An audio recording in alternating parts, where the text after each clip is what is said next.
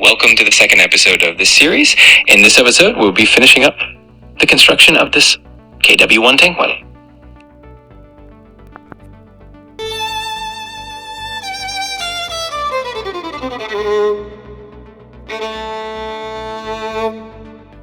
Let's get started on building the turret. We'll start by cutting out the barrel from this sprue with my clippers, and remember how in the previous episode I covered most of the turret related parts with Tamiya putty to give them a nice texture. I'll do the same thing as I cut out this barrel. Now that we have all the parts cut out, I'm going to cut off any uneven edges with my scalpel. Alright, let's get started with those bigger chunks. With the barrel, it will be a bit different. I'll grab a medium grit file now and I'll sand the barrel so that there are no deep dents because there weren't any like that in real life. Alright, so now we're going to start by making a deeper hole in the barrel. I'll grab a small drill bit, fit it into the barrel to see if it fits, and then I'll use a scalpel to make a tiny mark where I'll drill. After that, I'll just drill it out with the tool because the barrel does have a hole, but the factory one isn't as neat, so we'll make our own.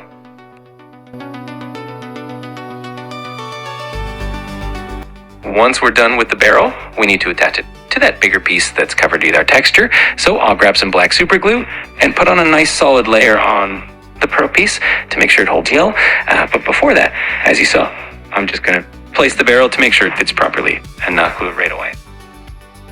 I secure the barrel by inserting it inside and giving it a slight twist so that the glue gets into every little gap.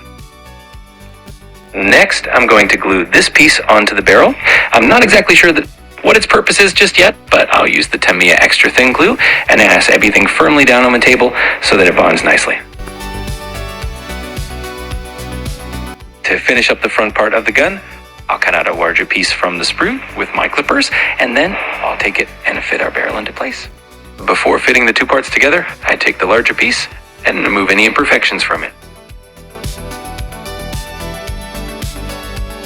Alright, now that I've figured out what to do with this, I'll be cutting out these rubbery parts, and then you'll see what comes next.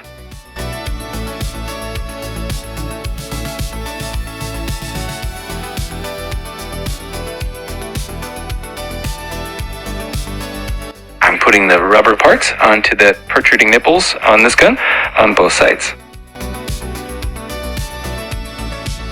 I'm placing two large steel covers on the sides so that the holes in the cleats line with the rubber parts, and then I'll just glue everything together with the rest.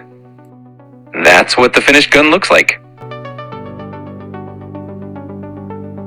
And now I'll be gluing these transparent plastic periscopes onto the main plastic part of the turret using Tamiya extra thin glue. Here, as you can see, I've added some different plastic parts to each of the periscopes, and I've also made 4 small holes for the hooks that we'll be making next. Additionally, just like in a previous episode, I made a few small cuts with a scalpel, so now I'll cover them with the Tamiya extra thin glue. Here you can see the plastic hooks that came in the package, but we'll make them better, and I'll show you how. I'm taking a bent copper wire that I had cut off somewhere so as not to waste it, and we'll straighten it out by using a piece of a lid and rolling it in the opposite direction. Now I'm measuring on the old hook how much we need to bend it, and then I'll take my pliers, put the wire in between, and just bend it with my fingers, just like in the video. So, enjoy the music.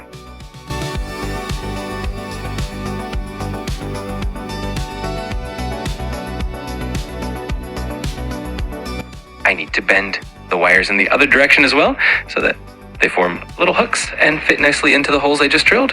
So now I'll just slide them in there.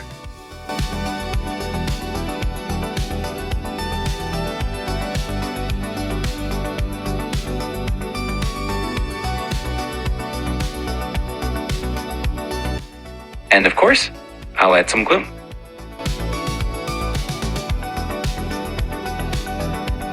I had also made this really cool mechanism on the turret that allows the cupola to rotate.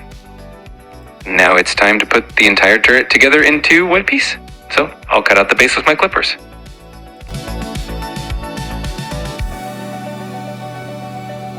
I'm fitting the bottom part of the turret with the top part, but I'm not gluing it yet because I need to make sure everything fits nicely. If not, and we start gluing, we might end up with a big misunderstanding.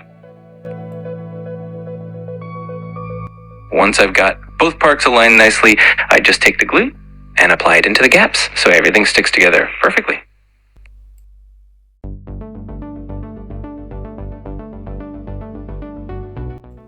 I'll do the same with the back part and the front as well.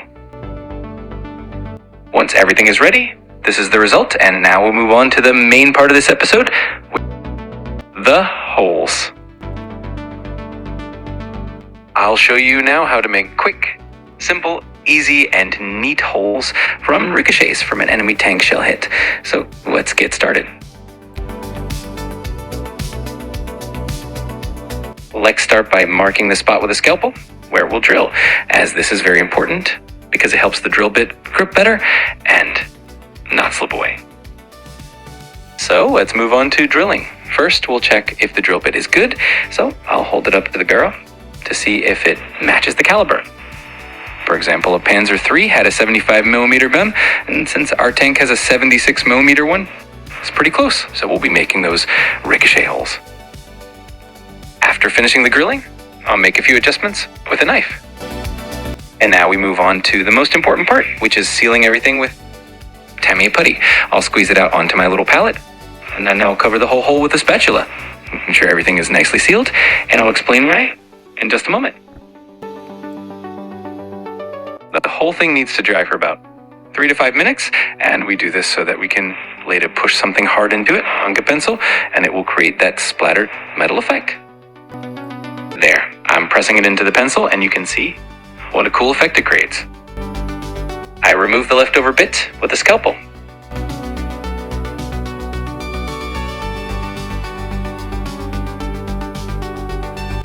At the beginning of the video, you saw the figurine, so here it is at last. I can finally show you this beautiful figurine from Alpine.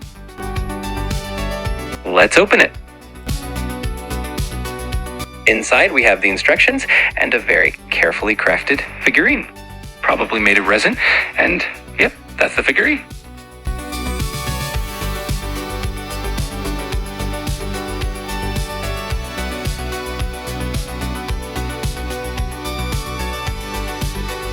This is how the body looks.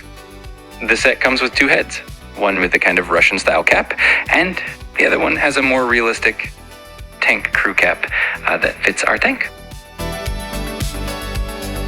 I trim the figurine with a knife and then glue it together.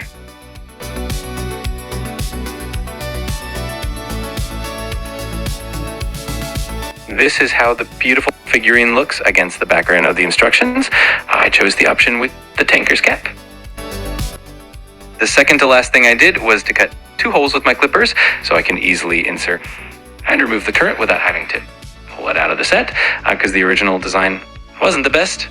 This way I just slot the turret in, give it a little twist, and I'll have a perfect turret for my tank.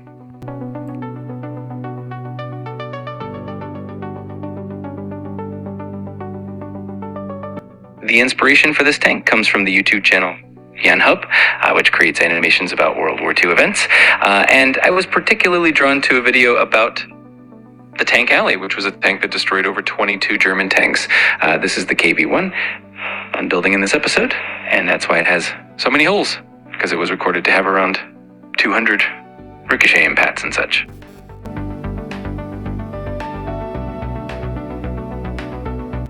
The last step will be assembling all these parts, needing the tracks, the main hull, the turret, the figurine, and I have 2 pieces here that I've already glued, and 2 that are not glued yet. Of course, I'm not fixing everything permanently because we'll still paint it, and here's some photos of the final result, which took 2 episodes. I didn't expect it to take that long, so I'm really grateful for all of you who subscribe to the channel, and if you haven't done that yet, please do, and also leave a like. I'll see you in the next episode where we'll paint this amazing tank. Bye.